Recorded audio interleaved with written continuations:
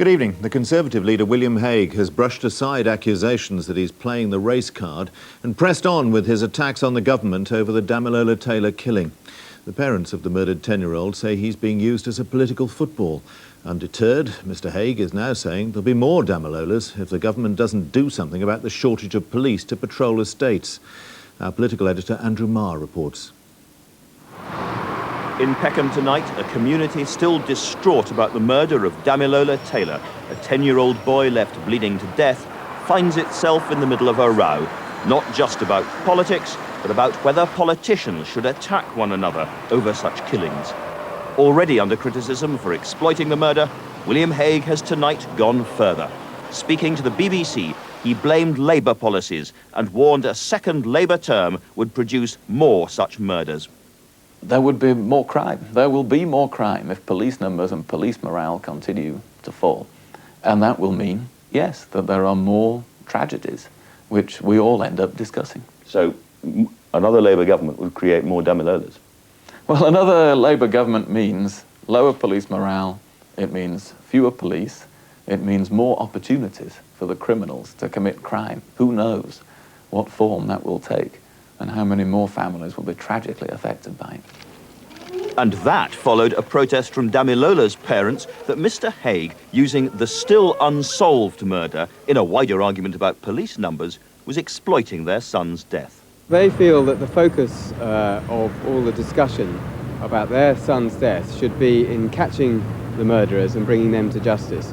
Anything else really causes them a great deal of distress. It's a difficult time for them, and they would like the police to do their job and everybody to help in finding the murderers. You know, this has been a very tragic situation. The school and the community is still in shock, and for somebody to, what would seem to try and score some cheap political points out of it is, you know, it's just disappointing. We really don't need that sort of thing. In that first. Accused first of playing the race card and now of exploiting a murder, Mr Hague strongly asserted his right to draw wider political lessons. I say we will not be bullied. Here I am raising a matter of legitimate and overwhelming public concern. Nothing in this that you think that will be picked up and misinterpreted by people who are racist, think, he's really on our side. No, I don't think, not if they look at what I'm saying. Remember that I'm speaking up here for people of all races and communities. It is black teenagers who said to me, the Metropolitan Police have lost it. And now they say, we are the victims, we are the most likely victims of what is going on. I'm speaking up for all races and communities in Britain. Labour says it is getting police numbers back up and Mr Hague is behaving disgracefully. There is a debate to be had about police numbers and resources and overall public spending and the level of taxation and so on between the three parties. I don't believe that it is remotely in the interests either of the murder investigation or, above all, the sensibilities of the Taylor family for them to be embroiled in this debate, and I deeply regret that the Conservatives have done so. Yet Mr Hague has achieved one aim tonight. He's got people talking about street crime. But it's come at one heck of a political price, because he's upset bereaved parents and got people arguing about his judgment too. Some won't forgive what they see as a crass invasion of a sensitive murder case. Others, if they see more police on the beat in streets like these, and believe other Damilolas will get home safe as a result, certainly will. Andrew Marr, BBC News. And Andrew Marr joins us now from outside Conservative Central Office. Andrew, Mr Hague's opponents are saying they're outraged by all this, but is it really such an unusual lapse of political sensitivity to make wider points about an individual tragedy of this kind? No, there's an element of synthetic indignation, as always, and I think when the public see one group of politicians expressing outrage about another group of politicians expressing outrage about something happening in the real world, then most people will sit back and take a bit of a pinch of salt. But there are two big problems, I think, here. First of all, as the Home Secretary was saying, this is not a murder which has been solved. It may be that the number of police on the streets in Peckham would have saved Damilola Taylor, but it may well not be the case. And nobody knows. William Hague doesn't know, the government doesn't know, the police don't know. And there's always a danger in connecting something very specific, a particular tragedy, with a more general point.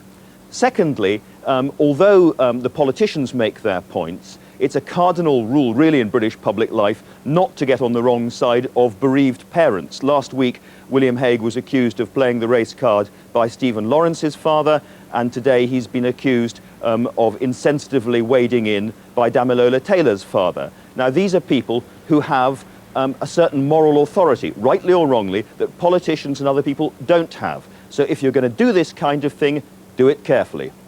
Andrew Marr, thanks very much. Nurses leaders say pay rises announced by the government today are welcome, but may not be enough to stop people leaving the profession. All nurses will get above inflation increases of at least 3.7% next year. For 70,000 senior nurses, there'll be rises of more than 5%, with staff working in London also in line for higher awards. Hello, Mr. Hunt. Hello. Sarah Ellis is a staff nurse. She's been through 3 years of training and she's been qualified for 4 years. Yet even after today's award, she'll earn less than her mum, who works as a school secretary. The extra pay is welcome, but she doubts it'll attract many back to the nursing profession. I don't think it will do enough at all. I think we need to have more employee-friendly policies within the hospital and within the health service itself, to attract the nurses in the first place, to encourage students to become nurses rather than to go into other professions. This year's pay award means more for some than others. All NHS nurses will receive 3.7%. That means a minimum starting salary of just under 15,500. For senior nurses, like those in charge of wards, there's up to 5% more, taking many to nearly £23,000 a year. And those working in London and the South will see their pay go up between 6.2% and 9% to cover the higher cost of living. So it's the nurses who are in charge of the wards and their equivalents in the community who do better than most this year, a recognition of their crucial leadership role. It shows that the government are actually recognising the contribution that senior nurses, ward sisters have to play in modern day healthcare delivery to our patients. As a junior ward sister, I'm very pleased with the award, and it means the government are taking nurse leadership seriously. That's good for them, it's good for the NHS. It means that we can get more nurses working in the NHS and we can keep them working in the NHS.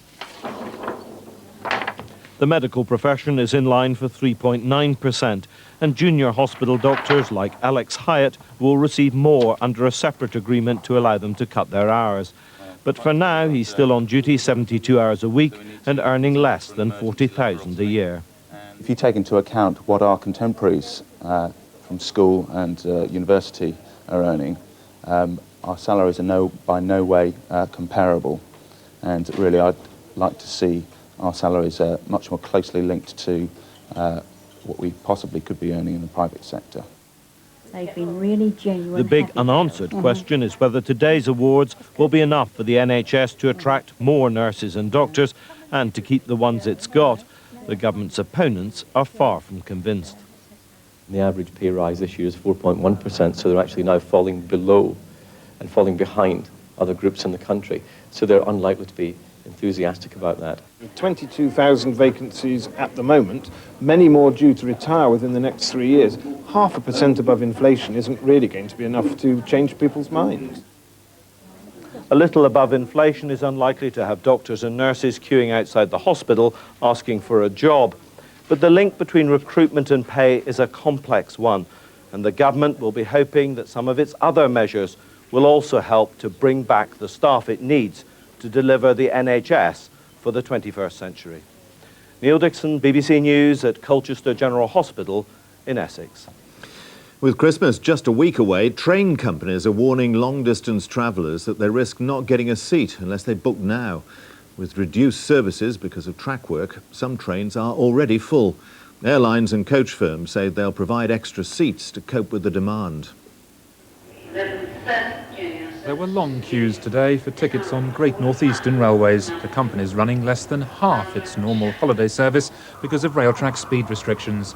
Most trains from King's Cross to Scotland on Friday and Saturday are already sold out. The message is plan ahead. There are some seats available, but you may have to take whatever is offered to you. Obviously, trains are getting booked up, so the message is book now. This week, clearly, with the lead up to Christmas, we anticipate being a lot busier than we've been before.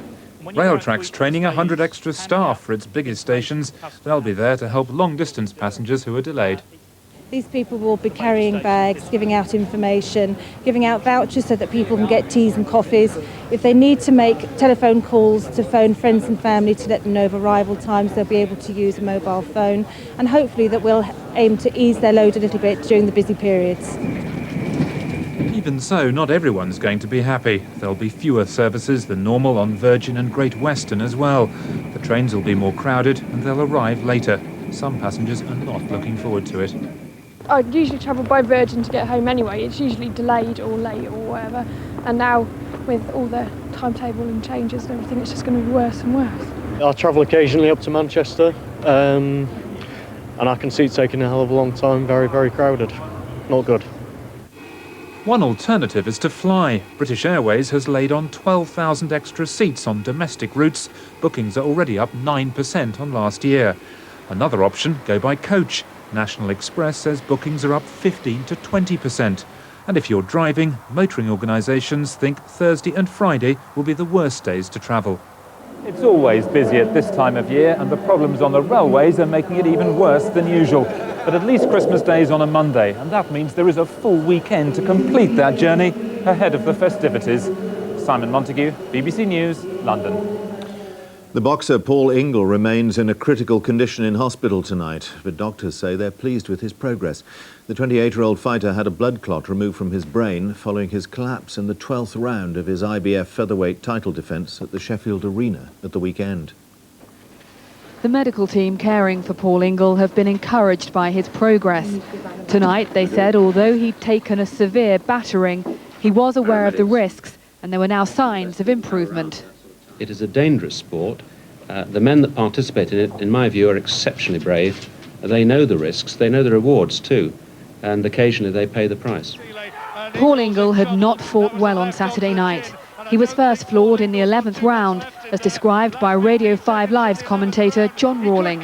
He's gone down, left hook to the side of the head, and I think that if I was in that corner, I'd say a compassionate thing would be to say, that's enough, boys. Ingle gets to his feet, and he's going to bravely go. Doctors treating the boxer have now watched a video of the fight. They believe by this stage Paul Ingle was showing signs of severe brain injury, but his corner and the referee felt he could continue. Boxing is a very, very dangerous sport, as motor racing is, as football is, as rugby is, because at the end of the day there's more injuries and deaths in them sports what I've just named than there is in professional boxing or amateur boxing. Prior to the contest, Paul Ingle said he felt fit and confident, but the weekend's events have raised questions about who should decide when a fight is stopped.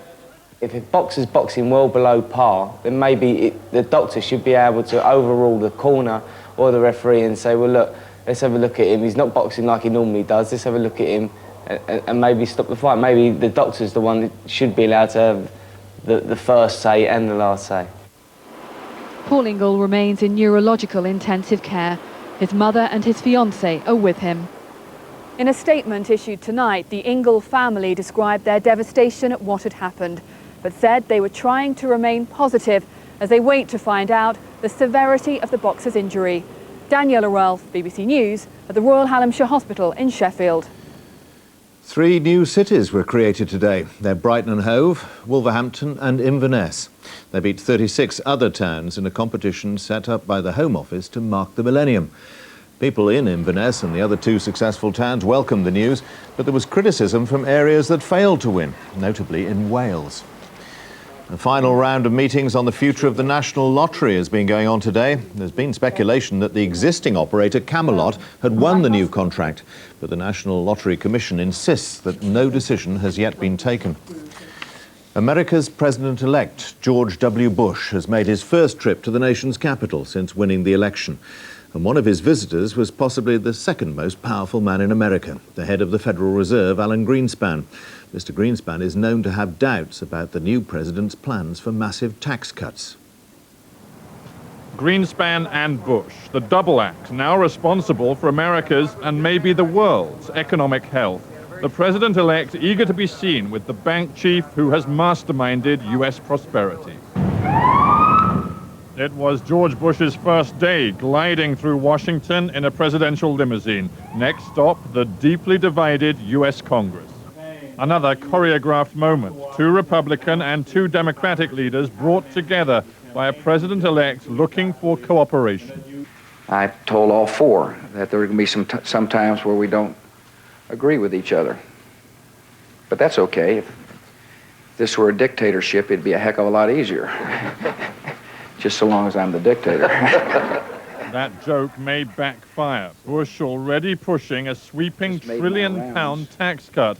The Democrats politely telling him to think again. The only real choice for us is to recognize that bipartisanship isn't an option, it's a requirement.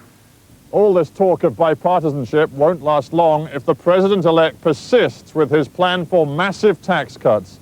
He has to tread very carefully if he wants a working relationship with his Democratic opponents. He's on safer ground with appointments announced over the weekend. Secretary of State, the widely admired retired General Colin Powell. Condoleezza Rice, the new National Security Advisor. Bush was asked whether his promotion of women and minorities carried a message. You bet. That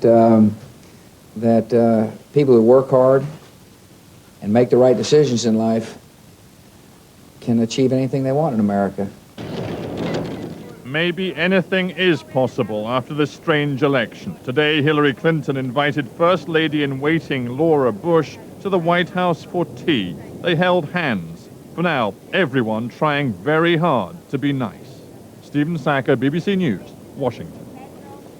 A 24-year-old yachtswoman from Derbyshire is at the centre of a dramatic sea rescue in the Southern Ocean tonight. Ellen MacArthur has been sailing in a single-handed round-the-world yacht race, but she's been asked to alter her course to go to the aid of a French competitor who's become stranded after the mast of his boat broke in rough seas near Antarctica. She's the youngest sailor in the toughest round-the-world yacht race, battling waves as high as houses. Ellen MacArthur's well up with the leaders, but now she's been asked to go to the aid of her former racing partner, Yves Parlier, some 80 miles away. There are few places further from dry land. The 24-year-old is his only source of help. Talking by satellite, she said she was keen to go. I'd like to do that really because he's a good friend and I've sailed with him and I know the boat, and it'd be good to check that he's all right and everything's okay on board. It was an emotional farewell with her parents in October. As she embarked on the 30,000-mile race, an ocean full of well-wishers for the send-off. Now more than a third of the way through, Ellen's already had a few dramas of her own, from waking up to an iceberg, passing perilously close to her boat, to climbing up the mast for a major repair. It's the closest to death I've ever been, that's without a doubt. My arm felt like it's going to be pulled out of its socket. Tonight, Ellen MacArthur is racing to reach this yacht, now drifting without power. The condition of the skipper, unknown. She should reach Yves Parlier in just a few hours' time, possibly putting her own chances of winning at risk. Emma Simpson, BBC News. Serbia holds its first elections this weekend since the October Revolution, which saw the overthrow of the Yugoslav president Slobodan Milosevic. The results will be watched closely by the country's mafia, which enjoyed a strong influence in the old regime. Since the assassination of the Serbian warlord and mafia boss Arkan a year ago, there's been a power vacuum there. But the gangsters are expected to try to reassert their hold over Serbia unless the new government can stamp out the corruption that's infected many of the country's institutions. George Ekin in Belgrade has been speaking to members of the Serbian underworld. A gladiator-style fight night in Belgrade starts with a minute's silence for a basketball player gunned down in the street. One more murder here which no one can explain. Dominating the crowd as it does the whole country, the Serbian mafia is out in force. There are few rules and no mercy in the ring. This is the place for gangsters to see and be seen. Persuading those underworld figures to talk has taken weeks. They're on edge. More than 30 of Zoran Djuric's friends have been killed. His empire reputedly runs into hundreds of thousands of pounds, and he's been involved in shootings. I haven't killed anyone. I'd be loath to do that. There have been moments, each time, thank God, I've avoided it. But it's always there. Crime is still endemic and every day in Serbia. Here, the elite police intervention unit is called out to a Belgrade bank robbery. There's no doubt they will hunt down the gunman inside, but much of Serbia's police force is corrupt and, when push comes to shove, in the mafia's pockets. Serbia's police are certainly being kept busy. The revolution in October might have been expected to unleash a mafia free-for-all, but it hasn't.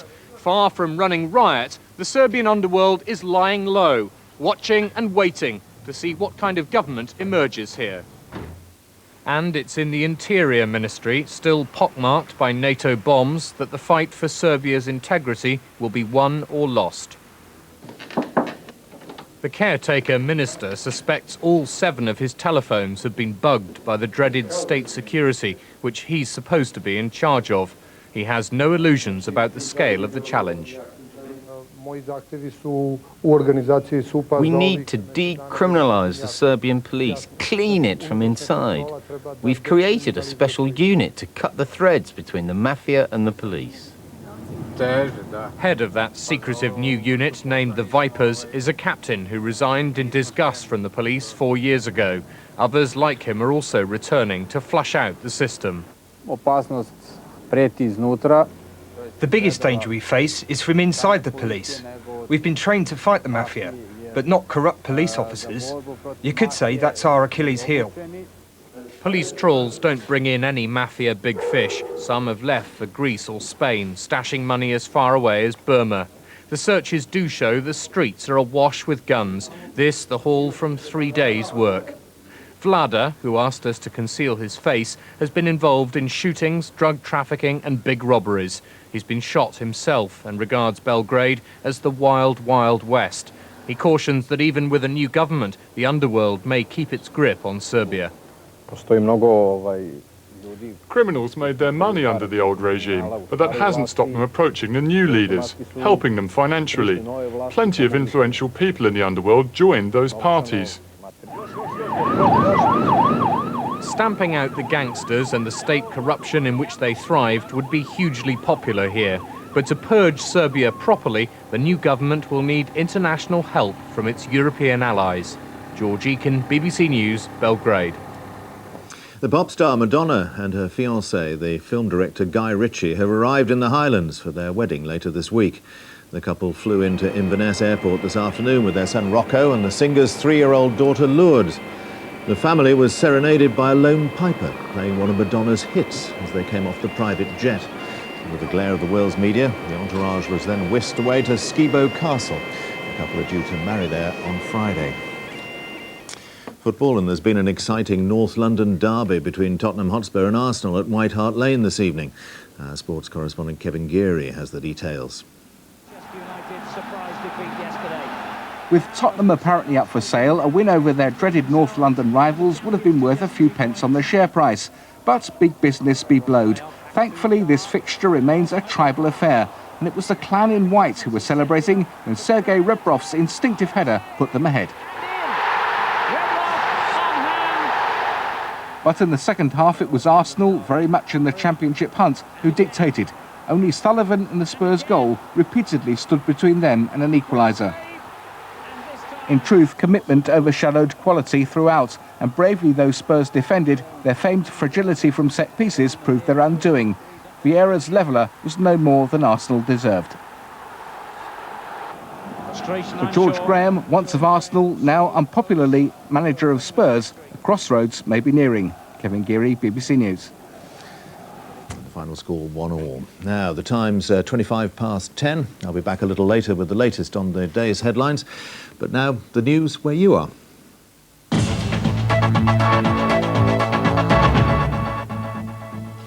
Good evening. Nearly £1 billion worth of investment was announced today for the North Sea oil industry. The government maintains the funding will create and sustain 2,500 jobs. But one offshore union leader says most of the work will be short-term. The projects announced today are well known in the oil industry, but now have government consent to go ahead. BP's Magnus field east of Shetland is the biggest, using a pipeline to prolong its life by up to 15 years. BP is also investing further in its Foinaven field west of Shetland. Here are yet more examples of new projects that are coming forward as a result of new thinking and new technology, which are sustaining those levels of oil production. Today's announcements are good for Shetland, which will be at the heart of the new developments. This is really excellent news for Shetland. We've seen the industry through the doldrums in the 1998 and 1999, and now we get a whole lot of announcements about very positive things that's happening off there. The project will mean little for Scotland's fabrication yards. Work on a floating production system for 2 new oil fields will be carried out on Tyneside. I think the government have been overly optimistic with projections for sustainable jobs. I think 200 or 300 is more a reasonable figure for the offshore development, which is no real respite for the yards which have been lying idle now for 18 months, 2 years. The projects have also been attacked by environmental campaigners Greenpeace. I think this is a sad day for the environment. I look for the government to give a lead in the genuinely sustainable industries. There's a boom and bust industry that they are hooked on at the moment. We've got to get away from that fixation and invest in things like offshore wind, which offers sustainable jobs in the long term and benefit the environment.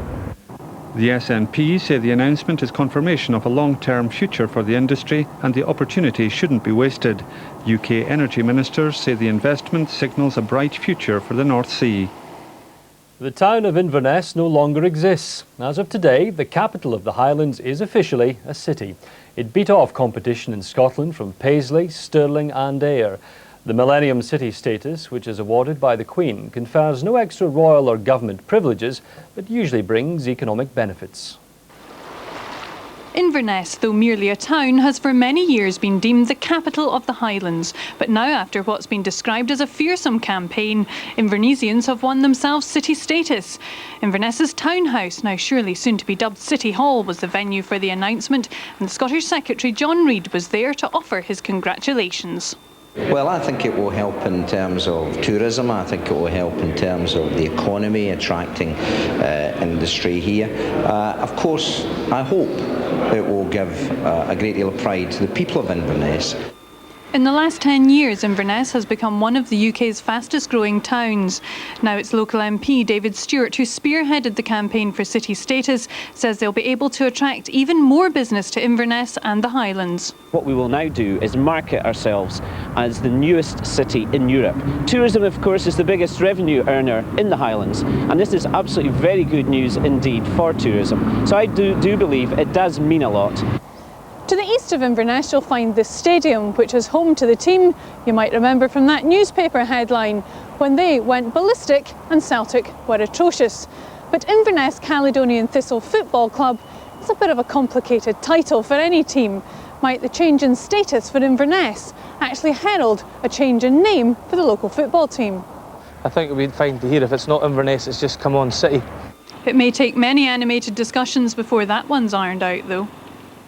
An Edinburgh building company has been fined £75,000 after the death of 2 children who were crushed by one of the firm's trucks. The jury found that Boland Construction had breached health and safety laws on the day that brother and sister William and Danielle Welsh were killed. Now, Madonna and her film director boyfriend Guy Ritchie are settling into Skibo Castle tonight, the venue for their Highland wedding on Friday. The couple arrived at Inverness Airport in a private jet earlier in the day before travelling to the exclusive hideaway 5 miles outside Donogh. It's the biggest media event the Highlands have ever seen. Not even searches for the Loch Ness Monster have attracted such a press pack bristling with long lenses. And as the 42-year-old star stepped off the private jet with her 2 children and her intended film director Guy Ritchie, there were even a few fans to welcome her to the north of Scotland. Who wouldn't? If you're this close to a superstar, why give up the chance? Yeah. I think it's great she's coming here. She'll get a Highland welcome, I'm sure, and they'll really have a lovely wedding. I'm sure they will. Madonna's brief 10-second sortie into the Highland air was accompanied by the skirl of the pipes, probably for the first and hopefully the last time playing Like a Virgin. I like the thought of seeing somebody famous, and well, I'm from this area, so I thought I'd come up and maybe give a tune to seeing somebody famous and see what happens from here, you know. What happened then was the material girl and her entourage sped off to the seclusion, she hopes, of Skibo Castle in Sutherland. But the amount of interest and business the visits generated has been welcomed by the area's MSP. What it means is that hotels are doing good business, the taxis are doing good business, and shops will be doing good business. That has to be great for Dornoch-on-Teign and other places round about. I've never seen anything like it. We're hearing more and more famous faces appearing. The rumour machine is almost out of control in the Highlands.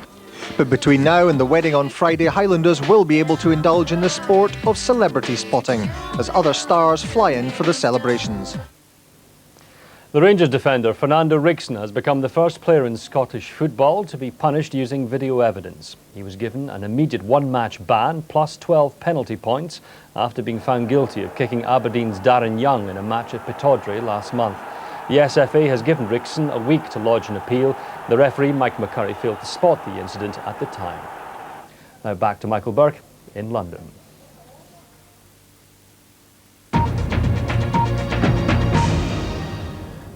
And the main news again tonight. William Hague has predicted more tragedies such as that of Damilola Taylor if Labour is returned to power. The parents of the murdered 10-year-old say the Conservative leader is using their son's death as a political football. Nurses are to receive above